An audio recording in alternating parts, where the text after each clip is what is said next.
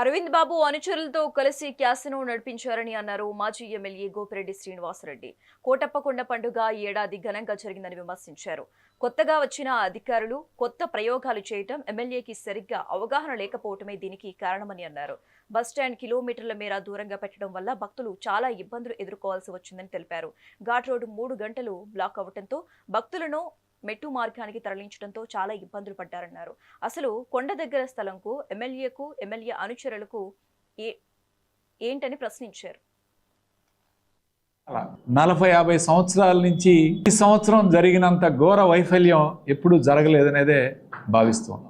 అధికారుల్లో సమన్వయం లేకపోవటం, కొత్తగా వచ్చిన కొంతమంది అధికారులు కొత్త ప్రయోగాలు చేయటం, శాసనసభ్యులు గారు ఆయన ఎవరి సలహాలు సూచనలు తీసుకోకపోవటం, ఒకరికొకరికి కోఆర్డినేషన్ లేకపోవటం, పూర్తిగా భక్తులందరూ కొండకొచ్చిన భక్తులందరికీ కూడా అనేక రకాలుగా ఇబ్బందులకు గురి కావటం.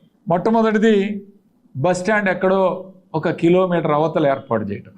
దీనివలన నర్సరావుపేట నుంచి వెళ్ళే బస్సులన్నీ కూడా ఆ బస్టాండ్లో పెట్టడం, అక్కడి నుంచి పెద్ద వయసు ఉన్నోళ్ళు, ముసలివాళ్ళు, ఆడవాళ్ళు, పిల్లలు కిలోమీటర్ దాకా నడిచి కొండకు పోయే బస్సులు ఎక్కడ. అంటే ఆశ్చర్యకరమైన విషయం ఏంటంటే, మీరు ఆ బస్టాండ్ నుంచే కొండపైకి ఎందుకు బస్సులు నడపలేదు అనేది చాలా ఆశ్చర్యకరమైన విషయం. 80,000 మందిని మీరు నడిపించే కార్యక్రమం చేయటం చాలా దారుణమైన అంశం.